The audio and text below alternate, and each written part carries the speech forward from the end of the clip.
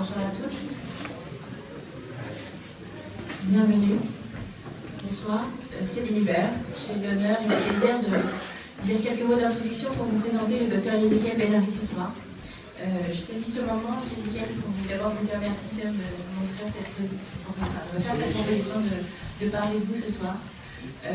J'ai le plaisir de travailler avec vous maintenant depuis 7 ans. Le temps passe vite. Et on n'a pas dit le dernier mot, on a encore des projets en commun et donc je vous en remercie. J'ai écrit quelques mots pour vous présenter Yézéchiel Ben-Ari, il y aurait beaucoup de choses à dire, mais je serai brève, simplement pour vous dire déjà que c'est un homme de conviction. Et c'est ce qui fait que j'ai beaucoup d'admiration et de plaisir à travailler avec lui. Courageux toujours, têtu parfois, pour pas dire souvent. Yézéchiel Ben-Ari est un homme qui fait bouger les lignes et il vous présentera ce soir comment il a fait bouger les lignes dans la compréhension des maladies neurodéveloppementales. Il est un neurobiologiste reconnu au plan international, évidemment.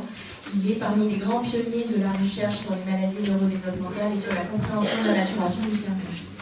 Docteur des sciences de l'Université Paris-Sèvres, il a ensuite fait son postdoc dans 3 grands laboratoires internationaux à Cambridge, Oslo et McGill à Montréal.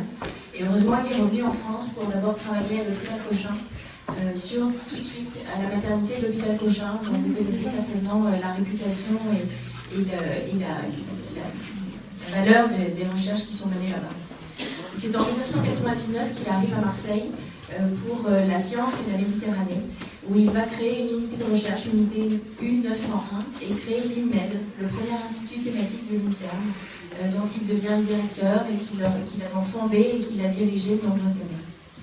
Ce sont 40 années de recherche qu'il va vous présenter aujourd'hui.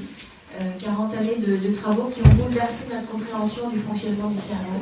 Il est pour beaucoup dans la compréhension de la maturation du cerveau et dans les hypothèses de mécanismes qui vont intervenir dans les troubles du spectre autistique. Il a fait énormément en matière de recherche fondamentale, mais il ne s'est pas arrêté là. Il a poursuivi par la mise en œuvre d'études cliniques pour faire en sorte que ces découvertes servent les patients et faire en sorte qu'on se dirige vers la voie du médicament. Il a pour ça créé des sociétés de biotechnologie qui ont mené des travaux et des études cliniques donc chez des patients où il a posé des hypothèses sur plusieurs molécules, dont le bumetanide, pour chercher à démontrer l'efficacité de molécules qui interviennent dans la maturation du cerveau. Ils sont assez peu nombreux à avoir fait ça, les grands chercheurs de ce monde qui sont allés de la découverte au laboratoire jusqu'au lit du malade. Il est de ceux-là et on lui doit beaucoup pour ça. Il poursuit ses travaux pour essayer d'identifier les paramètres qui sont à l'origine de ces troubles autistiques. Probablement, on le verra aujourd'hui, il y aura beaucoup à dire sur la question de la maternité et des paramètres que l'on peut anticiper comme étant responsables, si ce n'est prédictifs, de ces troubles autistiques. Et il s'attache aujourd'hui aussi à travailler dans le champ du cancer, parce qu'il se sert de ce qu'il a découvert dans le champ de la neurophysiologie pour comprendre la division cellulaire qui se produit anormalement dans le cancer. Et il a lancé à nouveau une nouvelle entreprise et de nouvelles recherches et de nouveaux travaux. Alors on pourrait se dire qu'il pourrait s'arrêter là, mais il ne s'arrête jamais. Ce sont 530 publications, plus de 60 000 citations, un H-index qui dépasse 120. C'est pour vous dire l'ampleur d'une vie de travaux scientifiques et de reconnaissance qui lui ont valu de remporter le Grand Prix INSERM, le Grand Prix de la Société européenne d'épilepsie, le Grand Prix de la Fondation de la recherche médicale belge et énormément de distinctions internationales.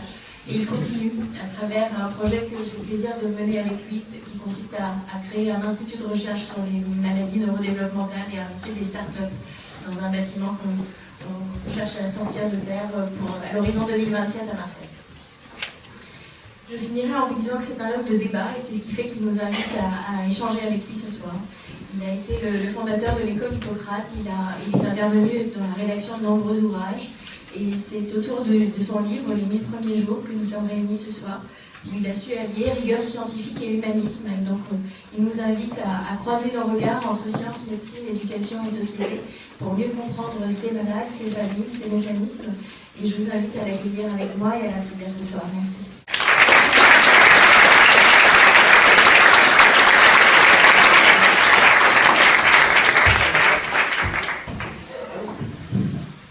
Merci Céline. Après tout ça, j'ai intérêt à pas dire de bêtises. En fait, je vais raconter une histoire. Mon copain Dunac, un des meilleurs experts de l'épilepsie française, me disait, le but du chercheur, c'est comprendre, le but du médecin, c'est traiter. L'un, c'est le présent, l'autre, c'est le futur. Donc tout le problème, c'est lié présent et futur. Comprendre, c'est pas forcément traiter, mais ça aide. J'ai passé 40 ans à essayer de comprendre comment le cerveau développe. Et à la retraite, en France, et ça c'est spécial à la France, entre parenthèses, un retraité, même s'il a des prix, une connaissance internationale, etc., il n'a plus le droit de rien faire. Il a un très beau bureau et il compte les mouches. Ce qui n'était pas tout à fait mon truc. Donc j'ai décidé de passer outre. Et de passer de la recherche fondamentale à l'appliquée. C'est Pasteur qui disait, il n'y a pas de recherche appliquée, il y a des applications de la recherche fondamentale, et il avait raison. Tout le problème, c'est que ce n'est pas le même métier. L'application, ça veut dire les brevets, l'action, les actionnaires, le pacte d'actionnaires, les impôts, je vous passe. C'est un métier très différent. Et ça m'a pris 5 ans à comprendre qu'un chercheur qui développe des médicaments doit réfléchir autrement qu'un chercheur qui essaie de comprendre. Entre parenthèses, si je ne suis pas clair, n'hésitez pas à m'interrompre. Je n'ai aucun problème. Alors là, je vais vous parler des 1000 premiers jours. Bon, Céline a résumé très bien mon trajet que vous voyez là. Je travaillais un peu partout. Et jusqu'en 2011, c'était de la recherche clinique. Donc, comprendre. Mais un chercheur, contrairement à ce qu'on pense, c'est pas quelqu'un qui se réveille un beau matin en disant « Eureka, j'ai trouvé, voilà et voilà ». C'est pas ça du tout. Un chercheur, c'est quelqu'un qui, au gré des rencontres, a des idées. C'est très communautaire. Des gens comme Einstein, ou Mozart, il y en a, mais c'est rarissime. En général, c'est plutôt des gens qui trouvent des petites choses, et puis arrive quelqu'un qui, à partir de ces petites choses, a une idée que d'autres n'avaient pas eu avant. Donc c'est vraiment un travail, comment dirais-je, de rencontre. Donc au gré des rencontres, je vais vous raconter ce que j'ai fait. La première rencontre qui a été importante pour moi, c'est académique. J'ai été nommé en 1986 patron de la maternité de Port-Royal, ou plutôt de la partie recherche de la maternité de Port-Royal. La plus grosse de France. Et là, il n'y avait que des femmes avant, pendant et après l'accouchement. La personne que vous voyez là, c'est ma femme. Elle est là parce que sans elle, je ne serais pas là. Bon, elle est là, je peux le dire. Parce que j'ai hésité à diriger un labo aussi prestigieux. Je ne me sentais pas capable. Et c'est elle qui m'a dit, mais non, tu es capable, vas-y. Bon, j'y suis allé, elle avait raison. Donc Constance avait vachement raison. Et j'ai dirigé ce labo. Alors, j'ai succédé à ce monsieur que vous voyez à votre droite, le professeur Menkovski, qu'on appelait le Mandarin pieds nus, est une figure de l'histoire française. Comme beaucoup d'autres, juifs, de parents qui ont été, bon, je ne vais pas faire les détails, sa mère était une psychanalyste connue, mais il est surtout connu parce que c'est grâce à lui, mesdames, que vous avez les congés de maternité. Toute sa vie, il a passé à lutter pour la femme enceinte. Il est à l'origine de la plupart des découvertes qui concernaient la maternité et l'accouchement au départ. Et lui succéder, c'est pour ça que j'hésitais. Je ne vais pas succéder à un mec aussi connu. Bon, bref. Mais il m'a réconforté. Il m'a adopté. Il m'a dit, c'est très bien. Sur l'air de la rigolade, il a dit, un séfarade qui succède à un Ashkenaz, c'est dans l'air du temps. Alors le cerveau, c'est ça.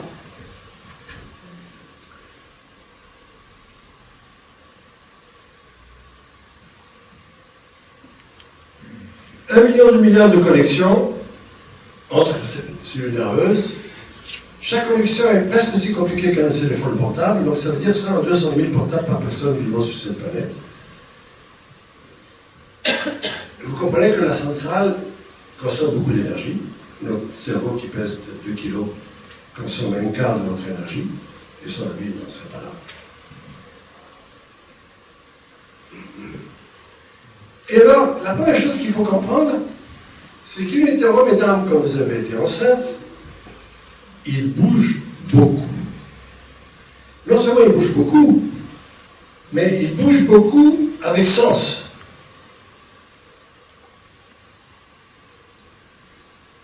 Par exemple, celui-là,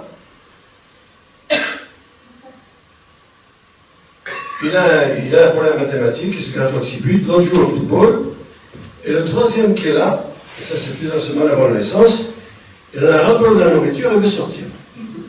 Donc il s'arc-boute sur le haut du ventre pour sortir par le vagin. Ça veut dire quoi? Ça veut dire qu'ils sont très, très, très actifs. J'ai montré que chez le singe, à la naissance, les neurones avaient 7000 connexions. À l'adulte, ils en auront 10 000. Ça veut dire que beaucoup de choses se passent vite. Est-ce que c'est clair ou je le tourne? Je prends un autre exemple. Quand je bouge ma main droite, vous savez que ça veut dire que le cerveau gauche a donné l'ordre à la main droite de bouger. D'accord? Ça, vous savez. Chez lui, là, c'est un prématuré, avant la naissance, il bouge les deux mains ensemble, et quand on enregistre, on s'aperçoit que l'ordre ne vient pas du cerveau le plus souvent. Il vient de la périphérie. Ça veut dire que le cerveau, en fait, est un réceptacle de l'ordre venu de la périphérie, le plus souvent. Ça veut dire qu'en fait, le cerveau, il est plutôt sensoriel que moteur. Il n'y a pas d'acte moteur coordonné. C'est pour ça que les bébés bougent les deux mains. Au départ, ils ne sont pas très neutralisés. Ça prend du temps. Je vais prendre un deuxième exemple qui est très parlant. Là, vous avez ce qu'on appelle, vous avez un autre prématuré, on lui met un flash lumineux. Vous voyez le flash, vous voyez la réponse électrique là. Cette réponse électrique s'appelle une onde rétinienne. J'ai montré quand j'étais plus jeune que cette onde rétinienne est présente chez toutes les espèces animales. Elle ne permet pas de voir, parce qu'elle est trop longue. Et au fait, cette onde rétinienne, nous, la rétine est prête à la fin du premier trimestre de la gestation, mais évidemment, on ne se souvient de rien, on ne voit rien. Mais si on bloque l'activité de cette rétine, le cerveau visuel se développe mal. Qu'est-ce que ça veut dire? Ça veut dire que cette activité, elle n'est pas sensorielle. Elle a pour but de permettre une connexion adéquate. C'est clair? C'est-à-dire qu'au fait, elle n'est pas là pour voir, elle est là pour connecter de façon adéquate.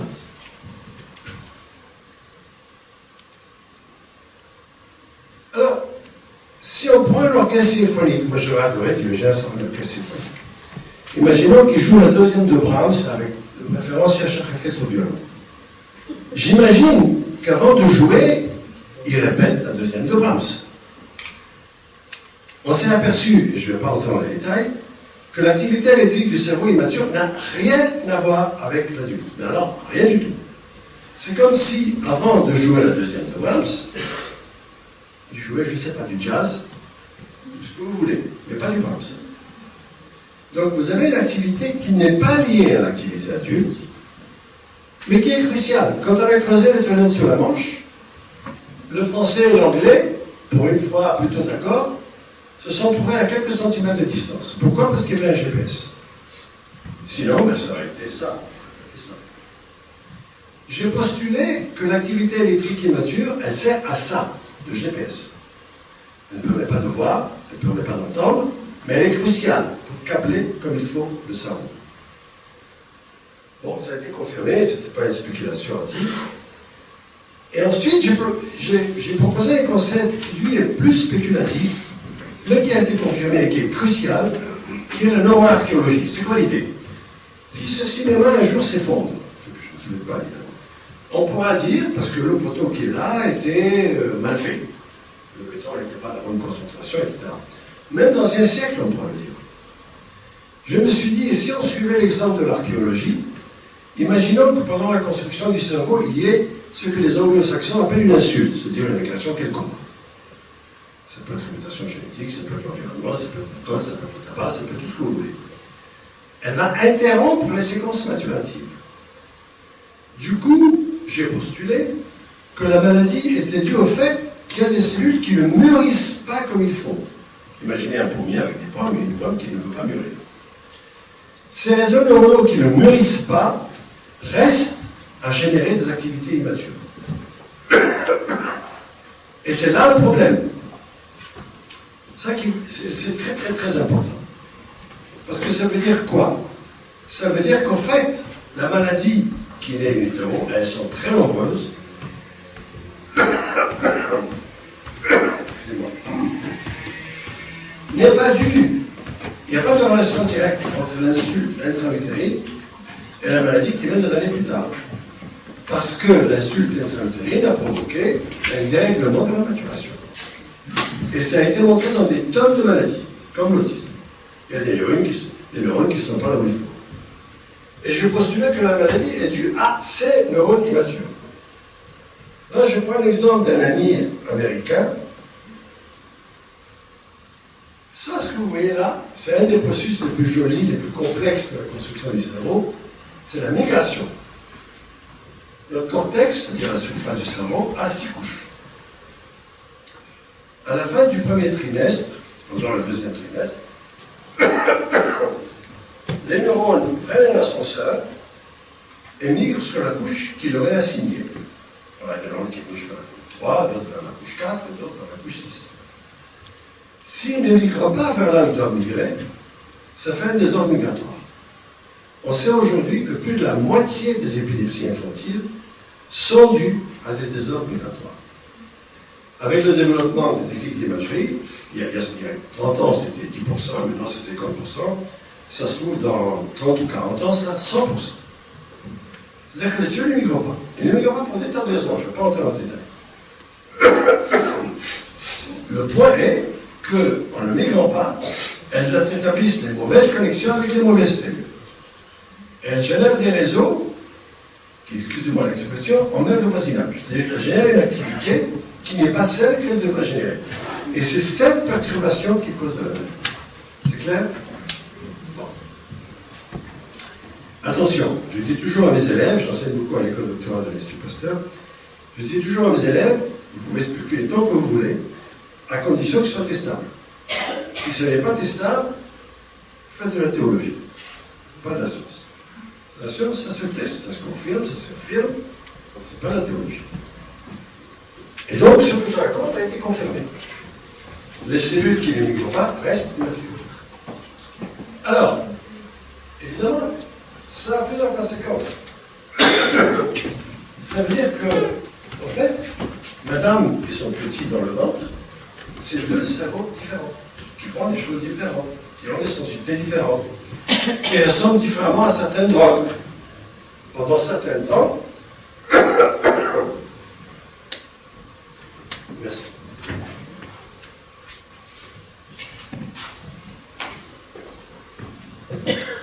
À certaines phases de développement, une femme qui prend du Valium, elle va dormir, c'est ça que le Valium fait, ou être anxieuse, lui, il va dans ses bras. Parce que ce n'est pas le même cerveau, ça n'a pas la même réaction aux mêmes molécules. Ce qui veut dire qu'il faut une pharmacopée spéciale pour les femmes sans savoir. C'est pas facile.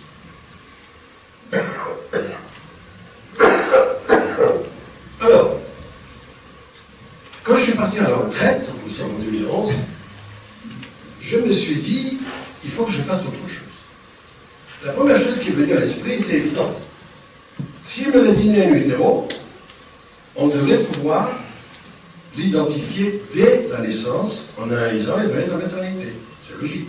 Bon. J'ai pris comme exemple l'autisme. Alors, l'autisme, vous savez tous ce que c'est.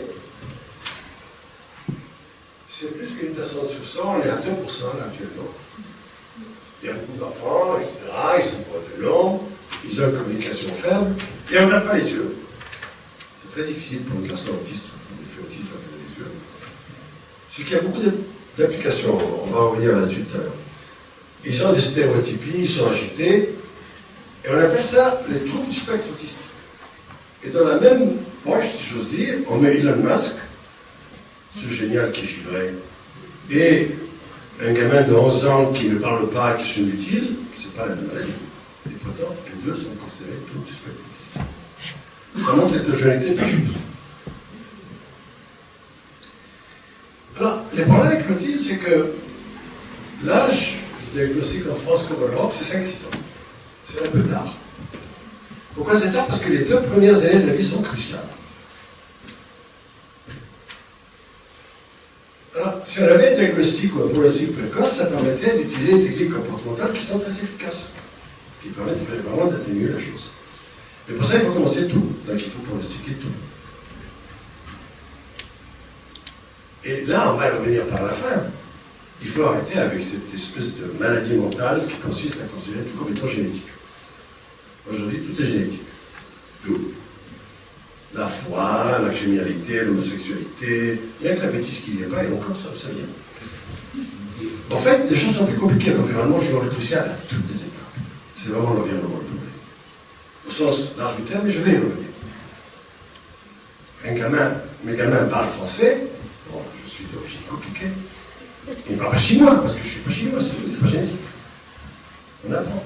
On apprend à sourire, on apprend à pleurer, on apprend à connaître. Ça va. Stéphane Jay Gould, un des meilleurs vulgarisateurs au monde, avait expliqué que vraiment tout se fait pendant ces 2 premières années. Beaucoup de choses. C'est pour ça que la société mondiale est ce qu'elle est. C'est pour ça que ma petite fille a 3 ans, puis elle note sur un téléphone mieux que moi. C'est l'apprentissage.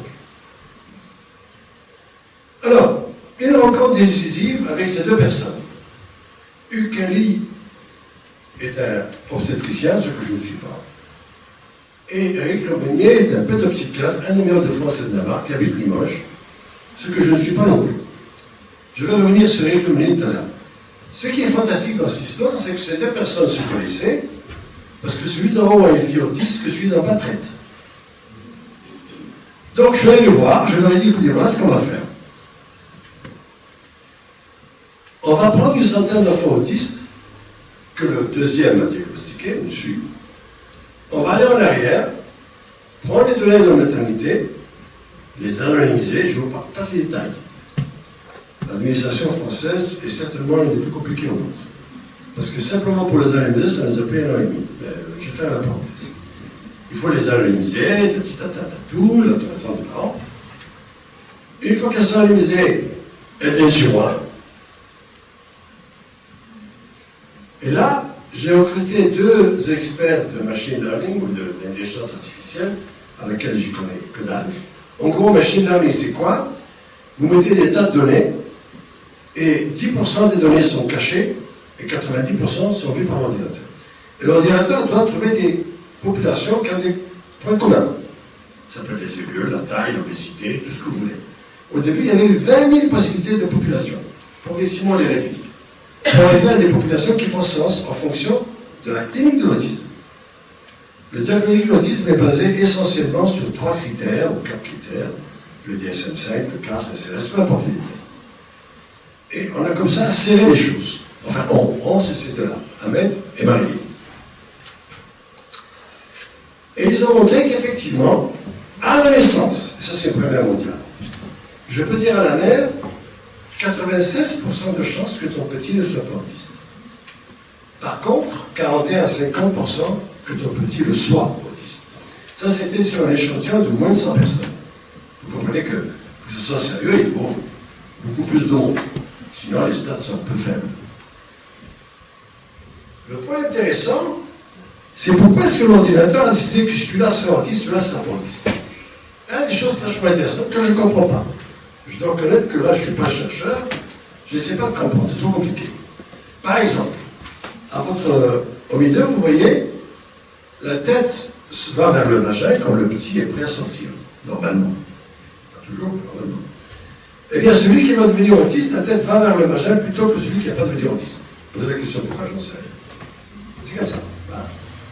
Ou alors, la taille du fémur au 2e trimestre est plus grande. J'ai aucune idée de ce que ça veut dire. Encore une fois, faites attention. On ne peut pas faire ce diagnostic avant la naissance. Moi, le génie, c'est pas mon truc. Alors, du tout. Que les femmes fassent ce qu'elles veulent, mais pas pour les mauvaises raisons. Donc, il me faut la parturition, et il me faut l'accouchement, et il me faut la naissance. C'est crucial. Je vais revenir là-dessus tout à l'heure.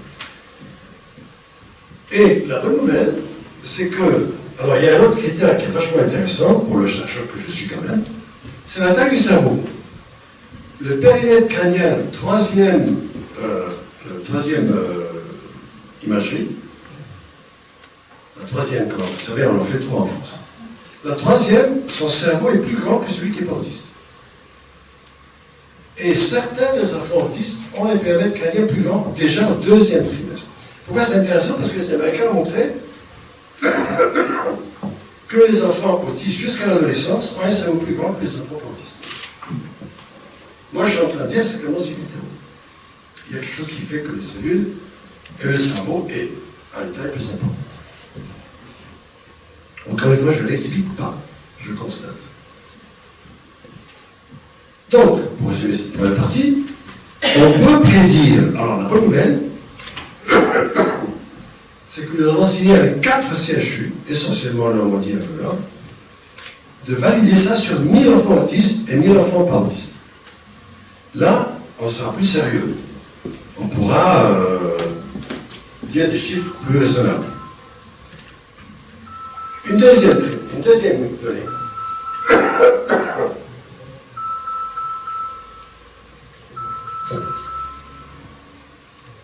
Et si on pouvait traiter l'autisme? Alors, je ne vais pas vous embêter avec la biophysique, parce que la biophysique, c'est un petit peu pour des gens qui ne sont pas biophysiciens. C'est ma passion pendant 40 ans. En gros, une cellule nerveuse, c'est comme une batterie. C'est quoi une batterie? Vous avez un potentiel électrique qui est différent, vous avez le plus et le moins. Une cellule nerveuse a un potentiel différent à l'intérieur de l'extérieur. À peu près 110 mV. Pourquoi? Parce que les ions, sodium, potassium et chlore surtout, sont distribués différemment. Normalement, chez vous et chez moi, il y a très très peu de chlore dans les cellules du cerveau. Très peu de chlore. Chez l'autisme, et ça j'ai montré chez la souris, évidemment, c'est pas le cas. Il y a beaucoup de drogues qui ont beaucoup de chlore à l'intérieur. Vous allez dire, ça change quoi? Mais ça change l'inhibition cérébrale. Ça change que celui-ci à gauche, qui prend du Valium, va dormir, celui-ci à droite, qui prend du Valium, va être hyper excité. Je ne vais pas faire un cours de biophysique, ce n'est pas le but. Le but, c'est de dire que le cerveau, une des raisons principales de l'énergie qu'il consomme, c'est vraiment de garder ce potentiel chimique. Faute de quoi, le cerveau va pas bien. Et la molécule responsable de ça, qui est montrée ici par une espèce de rond vert,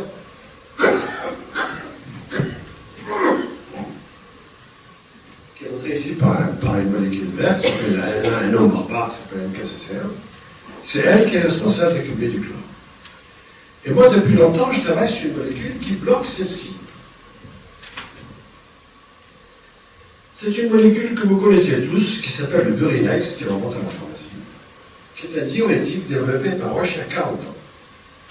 C'est une molécule qui est diurétique, c'est vous allez faire pipi, vous videz l'eau, et qui est donnée à des gens qui sont hypertendus, qui ont une hypertension ou qui ont un édème cérébral. En vidant l'eau, vous avez moins d'eau, vous avez moins d'hypertension, moins d'édème cérébral. Moi, je me suis demandé avec mon copain Eric, le collier, si on ne pouvait pas utiliser cette molécule pour essayer d'atténuer les enfants autistes. En réduisant le chlore, si j'avais raison. Évidemment, le chlore, je le mesurais chez la souris. Je ne peux pas le mesurer chez l'homme. Parce que ça implique de faire des tranches de cerveau. Et couper les têtes des gens, c'est pas à la mode. Enfin, normalement, c'est pas à la mode. Donc, il y a des choses qu'on ne fait pas chez l'homme. Mais on peut spéculer. Et là, vous allez voir un exemple.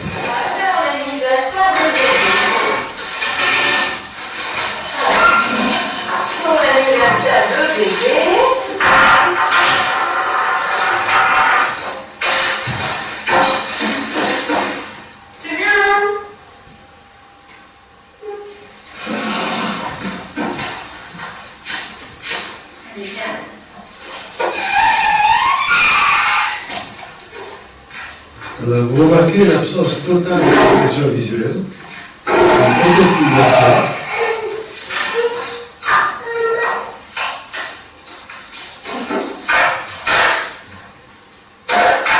Et sur le cadeau d'anniversaire de l'année, moi je mets des bougies. Tu veux mettre la bougie?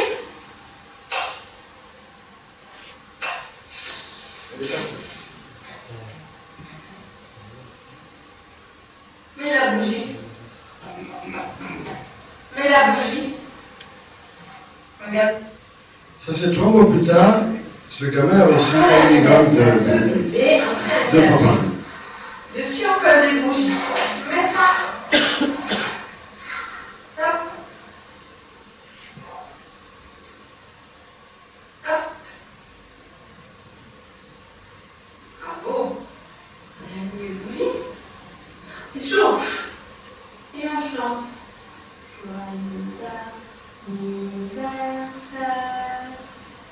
Oui,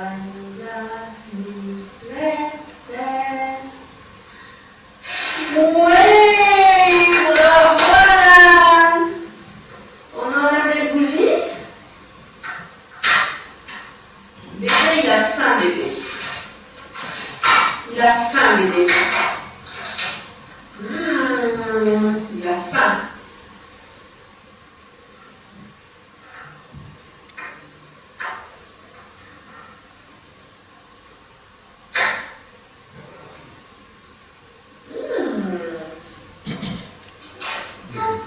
Toi aussi, tu as faim? Alors, vous avez compris, c'est pas un cours de miracle. Ce gamin ne parlait pas, il ne parle toujours pas.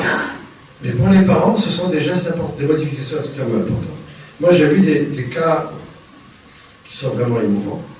Je me souviens d'une fille, 11 ans, 11 mois d'âge mental, épileptique, qui se mutile. La totale. Après 3 mois, il y a sa maman qui est très digne, et son papa qui est sous-marin nucléaire, je ne sais plus ce qu'il fait son papa. Elle vient demander à continuer le traitement. Et nous, on dit, vous savez, ah non, non. Avant, quand on mangeait, c'était les Indiens autour des cow-boys. Elle tournait autour de la table en criant. Non, elle est assise à cause de nous, elle mange avec nous. Elle n'est pas toujours. Et puis la dernière fois, elle aime les glaces. Et quand elle veut une glace, elle fait comme ça. Cool. La dernière fois, elle a fait comme ça, elle a dit glace. La mère était pratiquement là. Ce sont des petites choses. Et dans les essais cliniques, on ne compte pas ces petites choses. Et pourtant, elles sont importantes, ces petites choses. Moi, je pourrais raconter des tas de cas comme ça. Alors, évidemment, là, je prends l'exemple. Alors, c'est quoi un essai clinique? Vous avez 3 phases. Une phase 1, où on montre que le produit n'est pas toxique. Pour ça, il y a des millions de personnes qui ont pris le vinaigre, c'est sûr que c'est pas toxique. Vous faites pipi, puis c'est tout. Phase 2, vous prenez une centaine d'enfants, placebo ou traitement, et vous comparez. Il faut qu'il y ait une différence. On a fait une phase 2.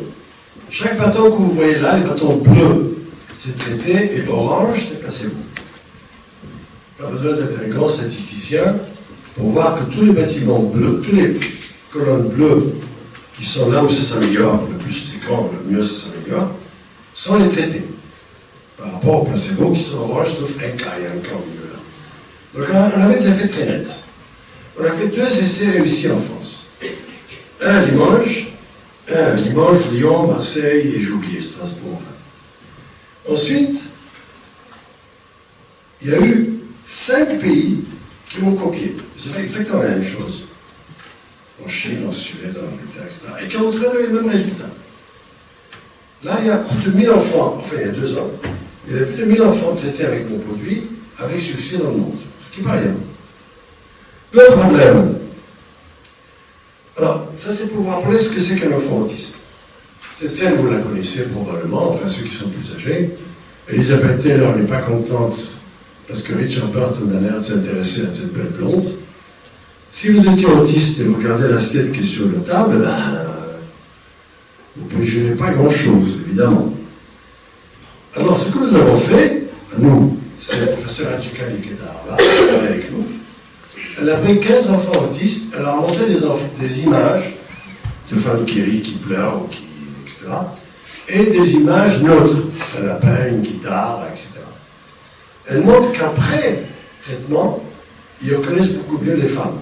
Celle-ci elle crie, celle-ci elle pleure, et regarde plus les yeux. Ensuite, elle a fait un test que je trouve très intelligent. Elle met ici une croix, en demandant aux gens de regarder la croix, parce qu'ils n'ont pas regardé les yeux. Donc si vous mettez ici une croix rouge, et vous regardez la croix rouge, ben, vous regardez aussi indirectement les yeux. Et elle a fait de l'imagerie cérébrale. Elle s'aperçoit que le traitement améliore l'absence de peur de regarder les yeux, qui est ce que je suis en train de dire. Dans le dépôt, la phase finale, phase 3, elle a toujours échoué. Il n'y a aucune phase 3 autisme au monde qui a réussi. Même que vous avez des phases 2 qui réussissent. Pourquoi? Parce que vous prenez des centaines d'enfants. Dans notre cas, il y avait des Brésiliens, des Australiens, des Bulgares, des Roumains, des Espagnols, des Italiens, des Français, des Allemands. C'est compliqué. Elle a échoué. Qu'est-ce que ça veut dire échouer? En fait, quand vous faites une phase 3, vous avez un seul critère. Il faut que ce critère soit différent chez les placebos et chez les traités. Le seul critère, par exemple CAS ou SRS, est une moyenne de beaucoup de critères. Et vous n'avez pas besoin de sortir de Polytechnique pour savoir que quand vous avez une moyenne, la moyenne peut ne pas être différente, mais vous pouvez avoir des sous-critères qui eux sont différents. Donc j'ai fait ce que je voulais faire. J'ai redemandé à mes gars de faire une analyse. En fait, ça veut dire quoi? Ça veut dire qu'un même traitement pour une maladie aussi hétérogène n'a aucun sens. Il n'aura pas le même effet chez Musk et chez la fille qui a 11 ans et 11 mois d'âge mental. Donc il faut déterminer des sous-populations de patients.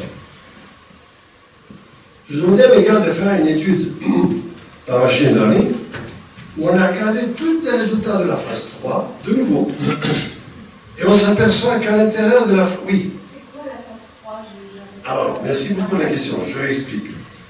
Si vous réussissez une phase 2, vous avez seulement 100 enfants, par exemple, ce que moi j'ai fait, vous allez aux autorités américaines et européennes, donc l'EMA qui était à Londres, et maintenant je crois qu'ils sont à Luxembourg, et la FDA américaine, et vous leur dites, voilà, j'ai des phases 2 qui ont réussi, je vous envoie une phase 3.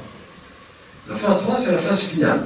Si elle réussit, vous avez le droit de mettre le médicament sur le marché américain ou européen, ou les deux. D'accord? Donc, mais vous soumettez votre phase 3 théorique aux autorités pour qu'elles l'acceptent et que si ça marche, ils vont autoriser le produit sur le marché. D'accord? C'est clair? Bon. Donc on a fait une phase 3 qui n'a pas marché. Parce qu'il n'y a pas de différence entre placebo et traité. Donc, moi je me suis dit, c'est une maladie extrêmement hétérogène, on va réexaminer les données de la phase 3. Par exemple, un des critères classiques, pour ceux parmi vous qui ont des enfants autistes, s'appelle SRS. C'est quoi? C'est les parents doivent noter toutes les semaines une soixantaine de critères. Il m'a mis dans les yeux, il est agité, il est moins agité. On peut aller à l'école en suivant un chemin qui n'est pas le chemin habituel. Normalement, il veut aller là, il ne veut pas aller là. Là, il a accepté, etc., etc. Mais c'est 60 critères différents. Donc moi, je me suis dit, peut-être qu'à l'intérieur des 60 critères, il y en avait quelques-uns qui étaient bons. Si je peux améliorer l'agitation et la sociabilisation, ben, ce sera pas mal, et pour eux et pour leurs parents. Donc ces deux-là ont étudié toutes les données, et au fait, je peux identifier 30 à 40% des enfants qui répondent à mon traitement. Alors évidemment, le problème, c'est que, il faut les valider, parce que en intelligence artificielle, tout ce que vous dites donne valeur que si c'est validé dans un autre centre. Ce qui est logique. Sinon, vous faites n'importe quoi. Mais pour le valider, eh bien, il me faut 2 millions d'euros que je n'ai pas. Voilà, vous avez tout compris. À ce stade-là, tout est une question de finance. Pourtant, si j'y arrive, et la phase 2 valide ce que je raconte, ben, il pourrait y avoir le premier traitement d'enfants autistes au monde. Le problème, c'est que les investisseurs, en ce moment, ils préfèrent investir sur des âneries, genre énième version, je ne sais plus quel programme sur le téléphone, et ça, c'est pas leur truc. Une anecdote, j'étais une fois devant des gros investisseurs, et je parlais, et il y en a un qui se levait, monsieur le professeur, nous voulons 15% d'intérêt par an. Vous savez ce que je lui ai répondu? Acheter une pizzeria. Je n'ai pas trouvé mieux à dire. Malheureusement, ça va mal, du point de vue des investisseurs. Et donc, je ne désespère pas d'avoir un traitement, mais le chemin est semé d'embûches. Enfin, une dernière rencontre qui, elle, va vous...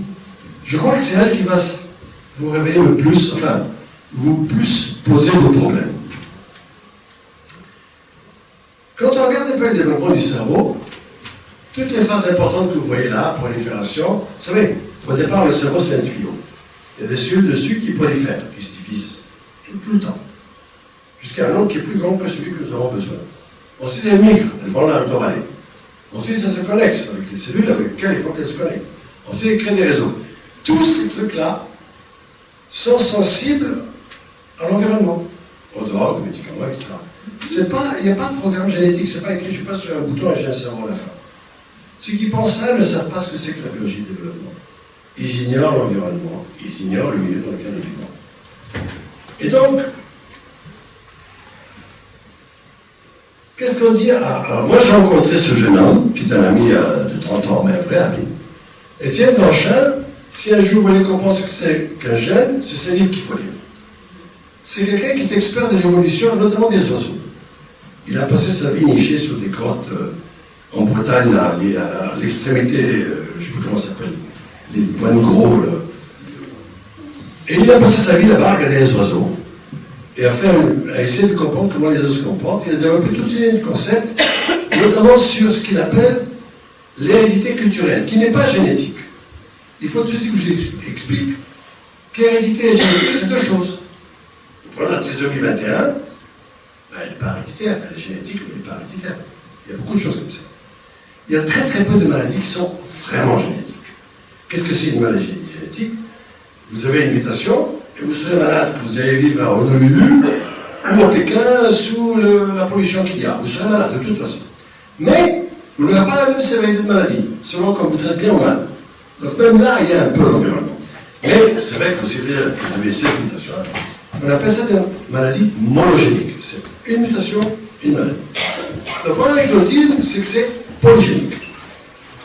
C'est qu'il n'y a pas de relation simple entre une mutation et la maladie. Et quand c'est polygénique, les gens disent n'importe quoi. Malheureusement, alors je dois dire que je suis assez seul à soutenir cette thèse. Je suis quelqu'un d'assez connu pour étant, comment dirais-je, hors des clous. Mais c'est comme ça, je ne changerai pas. Je suis hors des clous. Alors en France, encore on entend ça. La vie est une énormité. On peut entendre un psychanalyste dire à une femme, votre enfant est autiste parce que vous n'êtes pas gentil avec lui, vous ne l'aimez pas. Bravo pour les mères. Comme bêtise, il n'y a pas mieux. Ça, c'est une thèse de Bettelheim qui est vieille. Bizarrement, dans les pays anglo-saxons, il n'y a pas ça. C'est très français. C'est même très français, je dirais, vaticanesque. Pourquoi, j'en sais rien, mais c'est comme ça. Bon. Donc, mesdames, vous n'êtes pas responsables du fait que vos enfants soient autistes. Ensuite, il y a les bêtises de notre président Gominé, qui est le roi du monde. Paracétamol, vaccin, je ne sais même pas comment on peut dire autant de conneries aussi vite. Moi, ça me semble aberrant. Non, le paracétamol n'y est pour rien. Non, le vaccin n'y est pour rien. L'histoire du vaccin, je peux vous la raconter. C'est un médecin anglais qui s'appelle Wakefield, qui arrive à publier dans l'Ancet un papier il y a, je sais pas, 15 ans, où il avait 16 enfants autistes qui avaient pris un vaccin. Il conclut, le vaccin a fait l'autisme. Après, il savait qu'il avait triché sur les chiffres. Les Anglais, qui pour ça sont un peu plus sérieux et rapides que les Français, lui ont retiré son droit d'exercer la médecine, donc il était rien. Il est parti à Los Angeles, et là-bas, il va très bien. Ils vendent des bêtises, et là-bas, les bêtises se vendent très bien. Donc, le vaccin, vous oubliez. Ensuite, on nous dit que l'autisme est un syndrome génétique. Ça ne veut rien dire. Ça ne veut vraiment rien dire. Je pourrais passer une heure à vous expliquer pourquoi ce n'est pas le cas, mais je n'ai pas le temps. Prenez-le pour dit. La génétique et l'environnement se tiennent par la main. Il n'y a pas de relation directe entre mutation génétique in utero et une maladie. Il y a entre-temps toute la succession d'événements qui se passent. Alors, et puis il y a un truc qui est frappant quand même. Ça fait 40 ans qu'on nous promet qu'on va tout comprendre grâce à la génétique. Il n'y a pas le cas du début d'un médicament basé sur la génétique. Pas le cas du début d'un médicament. Pourquoi? Parce que le cerveau est un organe compliqué qui change toutes les secondes. Et je ne vais pas en parler aujourd'hui d'une tumeur cérébrale, Céline a eu la gentillesse d'en parler, mais je travaille beaucoup sur les tumeurs cérébrales. Et le problème même, c'est que les gens qui essayent de traiter ces maladies promettent monts et merveilles se basant sur la périphérie, la mucoviscidose, le poumon, la leucémie, tout ça, oui, pas le cerveau, parce que le cerveau change toutes les secondes. Et penser qu'on va développer un truc sur le cerveau sans tenir compte du fonctionnement du cerveau, c'est ce le rêve. Le cerveau est dynamique et il change tout le temps. Il y a ce qu'on appelle la plasticité réactive. Quand il y a une lésion dans le cerveau, il change de comportement, il crée de nouvelles connexions et c'est crucial. Je vais finir bientôt, on me fait signe qu'il faut que je finisse. L'environnement joue un rôle crucial, mesdames. Si j'avais un message, ce serait celui-là. La maternité, c'est le moment le plus important et le plus fragile. Et là, je parle science, je ne parle pas Trump. Les pesticides, par exemple. Les Américains ont montré qu'une femme à 1,5 km d'un champ et des organes phosphorés a 3 fois plus de chances d'avoir un enfant autiste. C'est pas une blague, c'est un fait.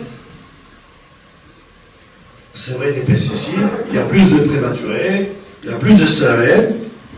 Les Irlandais ont montré sur 3 millions de cas que les césariennes augmentent légèrement le taux d'autisme, ça ne veut pas dire qu'il ne peut pas faire césarienne. S'il est en souffrance, il faut le sortir, évidemment. Mais faire une césarienne parce que j'ai envie d'aller jouer au golf dans une heure, non. La parturation, elle n'est pas faite ici pour souffrir, maintenant. Elle a une logique, la parturation. Donc, oui, quand c'est urgent, non, quand c'est pas urgent. Donc, en fait, je suis en train de vous dire que l'augmentation de l'autisme que nous constatons est due à ça. Et les politiques n'ont rien pigé. Réduire les maternités est un scandale. Réduire le nombre d'infirmières, ça n'a pas de sens. Il est là le problème. Il n'est pas ailleurs. En gros, la vision de la génétique ne peut pas être séparée de l'environnement. Pour terminer, la prévention est toujours mieux que le traitement. Et les économistes n'arrivent pas à comprendre. Et là, j'aurais pu sortir les chiffres américains, où ils ont comparé combien coûte un enfant autiste à la société, et combien coûterait le fait de mettre les mères dans de bonnes conditions pour éviter que l'enfant autiste. Il n'y a pas photo sur le plan économique. Mais ce n'est pas la même poche. Et les politiques ne pêchent rien à ça. C'est comme ça, on n'y peut rien. Donc, ce que je lui ai dit, il y a des choses à laquelle moi je n'ai pas de pouvoir. Je ne peux pas dire à une femme dont le mari est vigneron, il faut que tu te tires. Évidemment, c'est pas mon job. Mais pour expliquer que vraiment, et en ça, je me sens un peu le successeur de Minkowski à mon échelle, c'est vraiment la natalité le problème. Il faut la protéger à tout prix. Bon, après, j'ai écrit des livres, etc., etc., etc. Mais ça, c'est pas très, très important. Enfin, si. Parce qu'en fait, on m'a demandé d'écrire un livre où je raconte aussi ma vie, qui était compliquée, sur laquelle je ne vais pas m'étendre. Et là, Céline a fait allusion à ça. Il y a beaucoup de maladies qui naissent du hétéro. Il y a des styles d'avant-coureurs. Il y a des malformations et du développement. Et les deux problèmes de la médecine, à mon avis, sont détection le plus tôt possible, prédire plutôt que guérir, et comprendre les liens, donc travailler avant la naissance. Et Céline a fait allusion à ça. Je dois être malade mental parce que négocier avec l'État l'achat d'un terrain dans un campus, si c'était à refaire, je ne recommencerais pas. Ça m'a pris 5 ans de négociation avec l'État pour acheter un terrain, sur lequel je ne désespère pas, avec ce jeune homme qui est un copain, qui est un architecte hors pair, de construire ça, qui va héberger des sociétés, avec l'aide de Céline, qui, j'espère, permettront d'améliorer les relations. Merci beaucoup.